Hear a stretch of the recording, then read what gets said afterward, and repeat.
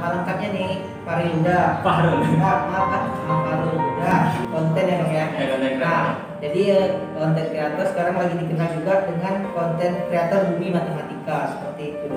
Kalau berbicara soal teknologi, kan ada banyak sekali yang nggak punya HP gitu. Nah, kalau berbicara soal media pembelajaran, jadi itu media pembelajaran hanya jembatan.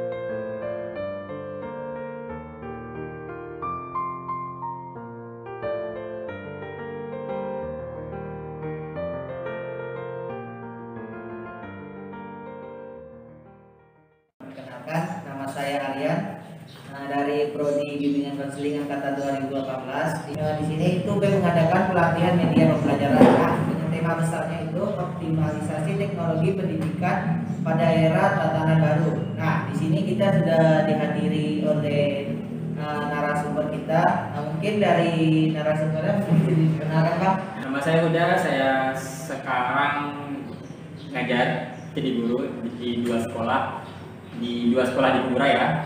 Terus aktivitas saat ini content creator dan jadi kayak gitu sih. Oke, seperti itu ya perkenalan singkatnya. Nah, mungkin saya izin membacakan CV apa Pak ya Bang ya? Boleh. Nomor HP-nya ini mungkin kalau kawan-kawan semua pengen menyatatnya ini 0858 4516 6483. Nah, riwayat pendidikan itu S1 Pendidikan Matematika FK Hutan. Terus pengalaman ini banyak sekali yang telah dilalui Abang ya, dari 2017 hingga 2020 banyak sekali menjabati sebagai ketua rata-ratanya ya. Bisa kita sebutkan ini beliau ini orang hebat. Terus nah yang tadi udah beliau sebutkan juga yang sekarang menjadi lagi sibuk konten ya Bang ya. Nah, jadi konten kreator sekarang lagi dikenal juga dengan konten kreator Bumi Matematika seperti itu. Nah, selanjutnya kita akan memasuki sesi tanya jawab. Yang masuk pertanyaan pertama aja ya Bang ya. Oh gitu ya. Di kondisi tatanan baru ini kan kebanyakan harus menggunakan teknologi. Bagaimana cara Abang sebagai tenaga pendidikan dalam mengoptimalisasikan teknologi dalam pembelajaran Bang? Oke. Kalau berbicara soal teknologi di zaman sekarang ya. Iya. Nah, kalau kemarin itu kan kita pernah tuh di bulan, ini saya cerita dikit dulu ya. Jadi di bulan Maret kan kita baru kena COVID tuh kan, dan ramai sekali, dan itu belum ada sama sekali bantuan yang secara masif khususnya untuk kayak kuota kayak gitu. Nah, hal-hal seperti itu cukup mengejutkan sih ketika saya ngajar, yang siswanya cukup terkejut gitu kan, yang apalagi siswa-siswa yang saya ajar nih dalam tanda kutip fasilitasnya kurang sekali gitu, bahkan ada banyak sekali yang nggak punya HP gitu kan. Nah, 3 bulan selanjutnya alhamdulillah mereka udah pada usaha menyediakan fasilitas mereka sendiri walaupun ya dengan seadanya kan. Nah, untuk masalah keoptimalan media pembelajaran ya ataupun teknologi kan di zaman sekarang untuk belajar itu saya sih menggunakan Classroom sih, aplikasi-aplikasi yang bisa dikenal mudah untuk siswa kayak gitu. Terus juga kayak WhatsApp gitu kan, semuanya juga kemarin tuh pada WhatsApp kan, terus belajar di dalam situ gitu. Nah, masih hal-hal yang minimal sih yang terjadi di kondisi 3 bulan yang tersebut tuh. Nah, jadi untuk pengoptimalannya cukup sampai situ. Nah, namun semakin sekarang makin anak-anak tuh makin lebih lebih peka terhadap teknologi yang mereka pegang, itu cukup memudahkan sehingga kayak misalkan kita memberikan media pembelajaran ataupun hal-hal lain yang baru gitu, mereka nggak kaget gitu kayak 6 bulan yang lalu gitu.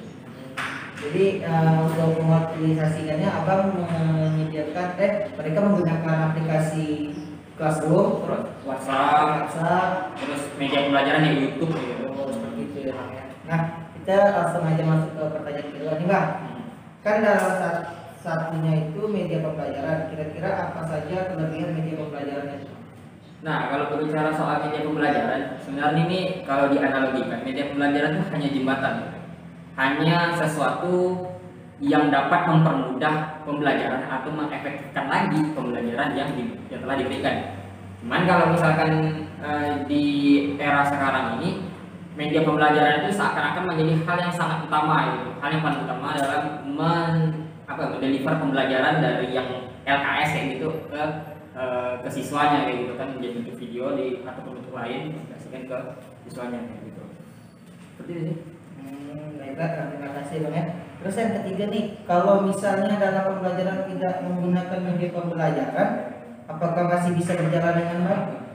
Ya, seperti tadi yang saya katakan tuh, jadi itu media pembelajaran hanya jembatan gitu. Artinya ada jalan alternatif lain untuk mendeliver pembelajaran menjadi lebih baik. Jadi media pembelajaran ini walaupun sekarang ini kayak hal yang utama, namun tidak boleh dilupakan juga peran guru itu yang menjadi hal yang pokok kayak gitu, hal yang mendasar gitu.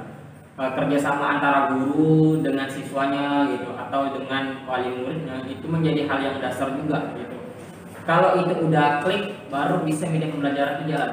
Fakta di lapangan yang saya lihat adalah ketika saya pernah membuat media pembelajaran, saya kasih ke siswa, dikacangin gitu.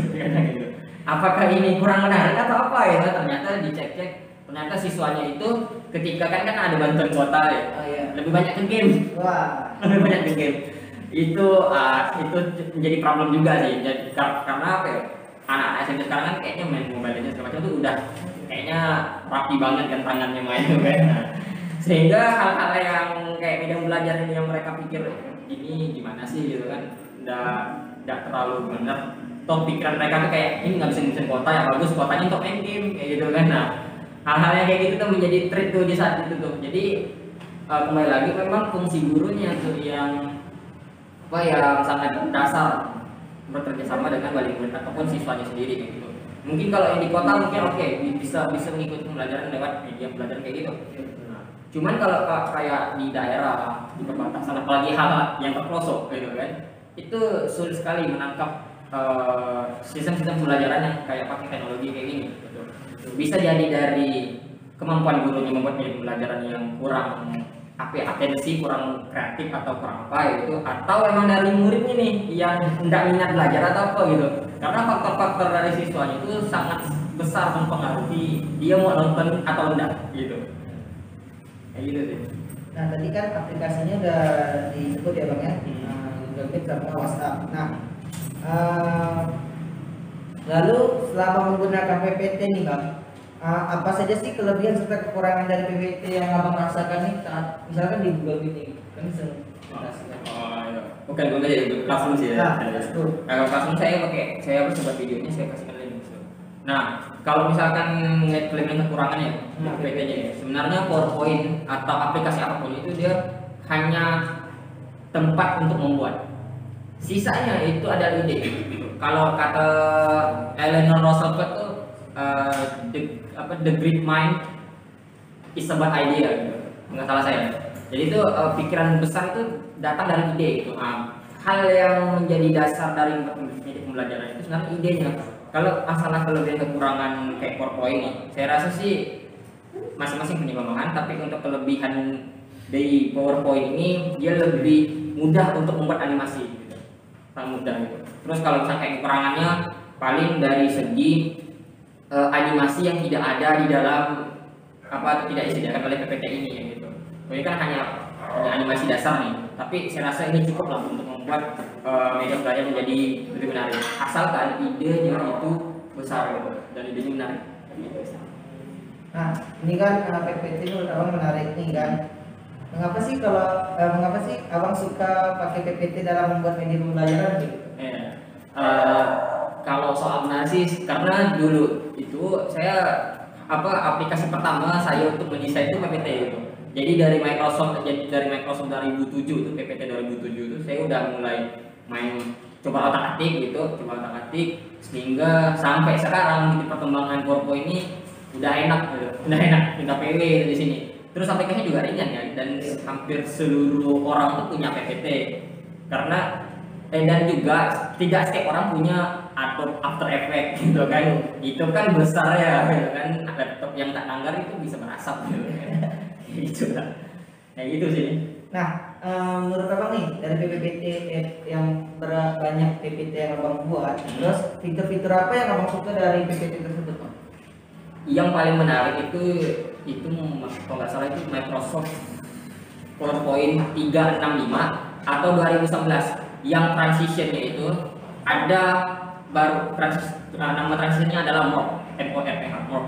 Nah itu bagus sekali itu, dan itu kalau kalau diterapkan ke untuk membuat video pembelajaran itu sangat visual gitu, karena dia transisinya itu bukan kasar, jadi halus. Kalau ini misalnya kayak ada cut atau pindah itu kan kayaknya kasar kalian pindahnya, nampak pindahnya. Kalau Morph tuh enggak, dia menyesuaikan bentuk. Misalkan kita bentuk persegi, ini slide keduanya lingkaran, nanti itu transisinya akan berubah persegi pelan-pelan jadi lingkaran. Nah itu mulus sekali itu. Nah kayak gitu sih. Kayak gitu ya Bang. Itu yang abang fitur yang abang sukai ya. Nah terus apa sih kesulitan abang dalam membuat PPT? Terus dan bagaimana caranya abang mengatasinya itu? Kalau kesulitan sih memang kesulitan ide sih. Bahkan pernah satu slide itu saya mikirkannya itu sehari nggak salah membuat satu slide. Karena idenya itu antara slide 1 sampai slide seterusnya itu nyambung. Kalau saya dulu tuh kalau buat PPT itu pasti temanya itu lebih ke futuristik gitu. Jadi kayak apa gitu lah. Bukan berarti kan. Jadi itu animasinya itu full gitu. Itu fasilitasnya kurang sekali gitu. Bahkan ada banyak sekali yang nggak punya HP gitu kan. Nah, 3 bulan selanjutnya alhamdulillah mereka udah pada usaha menyediakan fasilitas mereka sendiri walaupun ya dengan seadanya kan. Nah untuk masalah keoptimalan media pembelajaran ataupun teknologi kan di zaman sekarang untuk belajar itu saya sih menggunakan Classroom sih, aplikasi-aplikasi yang bisa dikenal mudah untuk siswa kayak gitu. Terus juga kayak WhatsApp gitu kan, semuanya juga kemarin tuh pada buat WhatsApp kan, terus belajar di dalam situ. Nah masih hal-hal yang minimal sih yang terjadi di kondisi 3 bulan yang tersebut tuh. Nah jadi untuk pengoptimalannya cukup sampai situ. Nah namun semakin sekarang makin anak-anak tuh makin lebih peka terhadap teknologi yang mereka pegang, itu cukup memudahkan sehingga kayak misalkan kita memberikan media pembelajaran ataupun hal-hal lain yang baru gitu, mereka nggak kaget gitu kayak 6 bulan yang lalu gitu. Jadi untuk mengoptimalisasikannya abang menyediakan mereka menggunakan aplikasi Classroom, WhatsApp, terus media pembelajaran di YouTube gitu. Seperti itu ya Bang ya. Nah kita langsung aja masuk ke pertanyaan kedua nih Bang. Kan dalam satunya itu media pembelajaran, kira-kira apa saja kelebihan media pembelajarannya itu? Nah kalau berbicara soal media pembelajaran, sebenarnya ini kalau dianalogikan media pembelajaran itu hanya jembatan, hanya sesuatu yang dapat mempermudah pembelajaran atau mengefektifkan lagi pembelajaran yang telah diberikan. Cuman kalau misalkan di era sekarang ini media pembelajaran itu seakan-akan menjadi hal yang sangat utama gitu. Hal yang paling utama dalam mendeliver pembelajaran dari yang LKS kayak gitu ke siswanya kayak gitu kan, menjadi bentuk video atau bentuk lain dikasihkan ke siswanya kayak gitu. Seperti itu sih. Baiklah, terima kasih Bang ya. Terus yang ketiga nih, kalau misalnya dalam pembelajaran tidak menggunakan media pembelajaran, apakah masih bisa berjalan dengan baik? Ya, seperti tadi yang saya katakan tuh, jadi itu media pembelajaran hanya jembatan gitu. Artinya ada jalan alternatif lain untuk mendeliver pembelajaran menjadi lebih baik. Jadi media pembelajaran ini walaupun sekarang ini kayak hal yang utama, namun tidak boleh dilupakan juga peran guru itu yang menjadi hal yang pokok kayak gitu, hal yang mendasar gitu. Kerjasama antara guru dengan siswanya gitu atau dengan wali muridnya itu menjadi hal yang dasar juga gitu. Kalau itu udah klik, baru bisa media pembelajaran itu jalan. Fakta di lapangan yang saya lihat adalah ketika saya pernah membuat media pembelajaran, saya kasih ke siswa, dikacangin gitu, apakah ini kurang menarik atau apa ya? Ternyata dicek-cek, ternyata siswanya itu ketika kan ada bantuan kuota ya, lebih banyak ke game. Wah, lebih banyak ke game. Itu menjadi problem juga sih. Jadi karena apa ya? Anak-anak SMP sekarang kan kayaknya main Mobile Legends segala macam tuh udah kayaknya rapi banget kan tangannya main tuh kan. Nah, sehingga hal-hal yang kayak media pembelajaran ini yang mereka pikir ini gimana sih gitu kan, tidak terlalu benar. Toh pikiran mereka tuh kayak ini nggak bisa kuota ya, bagus kuotanya untuk main game kayak gitu kan. Nah hal-hal yang kayak gitu tuh menjadi trik tuh di saat itu tuh. Jadi kembali lagi memang fungsi gurunya tuh yang yang sangat dasar, bekerja sama dengan wali murid ataupun siswanya sendiri gitu. Mungkin kalau yang di kota mungkin oke, bisa mengikuti pembelajaran lewat media pelajaran kayak gitu. Cuman kalau kayak di daerah, di perbatasan, apalagi hal yang terpelosok gitu kan, itu sulit sekali menangkap sistem-sistem pembelajaran yang kayak pakai teknologi kayak gini gitu. Bisa jadi dari kemampuan gurunya membuat media pembelajaran yang kurang atensi, kurang kreatif atau kurang apa gitu, atau emang dari muridnya nih yang tidak minat belajar atau apa gitu. Karena faktor-faktor dari siswanya itu sangat besar mempengaruhi dia mau nonton atau enggak gitu. Kayak gitu sih. Nah tadi kan aplikasinya udah disebut ya bang ya, Google Meet sama WhatsApp. Nah lalu selama menggunakan PPT nih bang, apa saja sih kelebihan serta kekurangan dari PPT yang abang rasakan nih saat misalkan di Google Meeting kan bisa Iya. Oke, gue aja itu Classroom sih ya. Kalau Classroom saya buat videonya saya kasihkan link. Nah, kalau misalkan ngeliat kelebihan kekurangannya PPT-nya ya, sebenarnya PowerPoint atau aplikasi apapun itu dia hanya tempat untuk membuat. Sisanya itu ada ide. Kalau kata Eleanor Roosevelt tuh the great mind is about idea gitu. Nggak salah saya. Jadi itu pikiran besar itu datang dari ide gitu. Hal yang menjadi dasar dari pembelajaran itu sebenarnya idenya. Kalau masalah kelebihan kekurangan kayak PowerPoint ini, saya rasa sih masing-masing punya kelemahan, tapi untuk kelebihan dari PowerPoint ini dia lebih mudah untuk membuat animasi gitu. Tak mudah gitu. Terus kalau misalnya kayak kekurangannya paling dari segi animasi yang tidak ada di dalam atau tidak disediakan oleh PPT ini ya gitu. Ini kan hanya animasi dasar nih, tapi saya rasa ini cukup lah untuk membuat media belajar menjadi lebih menarik. Asalkan idenya itu besar gitu dan idenya menarik. Nah ini kan PPT itu abang menarik nih kan. Mengapa sih abang suka pakai PPT dalam membuat media pembelajaran gitu? Kalau soal sih karena dulu itu saya aplikasi pertama saya untuk mendesain itu PPT gitu. Jadi dari Microsoft 2007 itu PPT 2007 itu saya udah mulai main coba otak-atik sehingga sampai sekarang di perkembangan PowerPoint ini udah enak tinggal PW di sini. Terus aplikasinya juga ringan ya dan hampir seluruh orang tuh punya PPT karena dan juga tidak setiap orang punya After Effects gitu kan. Itu kan besar ya gitu kan, laptop yang tak langgar itu bisa merasap gitu. Gitu lah. Kayak gitu sih. Nah, menurut abang nih dari PPT yang banyak PPT yang abang buat, terus fitur-fitur apa yang abang suka dari PPT tersebut, Bang? Yang paling menarik itu kalau nggak salah itu Microsoft PowerPoint 365 atau 2011 yang transitionnya itu ada baru nama transitionnya adalah MORPH. Nah itu bagus sekali tuh. Dan itu kalau diterapkan ke untuk membuat media pembelajaran itu sangat visual gitu. Karena dia transisinya itu bukan kasar, jadi halus. Kalau ini misalnya kayak ada cut atau pindah itu kan kayaknya kasar kan, pindahnya nampak pindahnya. Kalau MOV tuh enggak, dia menyesuaikan bentuk. Misalkan kita bentuk persegi, ini slide keduanya lingkaran. Nanti itu transisinya akan berubah persegi pelan-pelan jadi lingkaran. Nah itu mulus sekali itu. Nah kayak gitu sih. Kayak gitu ya berarti. Itu yang abang fitur yang abang sukai ya. Nah terus apa sih kesulitan abang dalam membuat PPT? Terus dan bagaimana caranya abang mengatasinya itu? Kalau kesulitan sih memang sulit ide sih. Bahkan pernah satu slide itu saya mikirkannya itu sehari nggak salah membuat satu slide.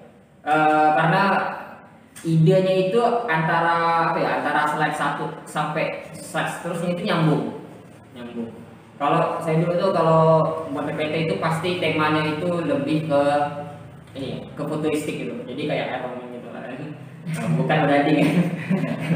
Jadi itu animasinya itu full gitu. Itu yang membuat sulit tuh idenya gitu. Kalau cara mengatasinya biasanya saya nonton film. Jadi misalkan ini pusing ya, apa ya kan nonton YouTube. Biasa channelnya tuh channel kok bisa sisi terang, nah, itu kan seru-seru tuh animasinya tuh. Karena media pembelajaran tuh sebenarnya, apalagi kalau membuatnya pakai PowerPoint, keterbatasannya adalah dari segi ruang. Kita agak sulit untuk membuat materi yang singkat, padat, ringkas gitu. Karena kan kalau misalnya gini, biasa kan ya anak-anak mahasiswa, bahkan kalau mahasiswa tuh kalau buat PPT itu huruf itu kecil-kecil kayak kompasnya dari Word ke PPT gitu kan. Ini materi tentang apa, backgroundnya tentang apa gitu kan. Itu kadang tak jelas ya gitu kan. Nah, itu yang menjadi berat tuh. Kita harus menyediakan konten di PowerPoint yang singkat, padat, jelas, dan dan tidak sakit mata gitu kalau melihatnya gitu. Plus ini sih, kalau misalkan media pembelajaran tuh yang hal terpenting sih atensi. Dia menarik atau enggak gitu. Karena gerbang pertama untuk mereka nonton atau enggak nih pasti dari tertarik atau enggak. Kalau misalkan YouTube clickbait, karena dengan apa judulnya ternyata dicek beda ya gitu kan. Nah, yang penting atensi dulu. Terus yang kedua dia visual. Percuma kalau misalkan clickbait kalian mau kontennya enggak terlalu bagus gitu kan, enggak terlalu visual. Nah, itu tuh suka juga. Atensi, visual, yang terakhir tuh memorable. Ingat gitu. Karena hal terpenting dari media pelajaran itu mereka ingat gitu. Sama aja buat kalau misalnya kita buat media pelajaran nih, dilihat bisa lupa kan, bisa lupa. Dia harus memorable gitu. Seperti itu sih. Oke Bang, nah tadi kan banyak nih yang cara mengatasinya dari YouTube atau segala macam. Nah, ada nggak sih Bang tips menggunakan PPT supaya lebih simple tapi hasilnya tuh menarik Bang?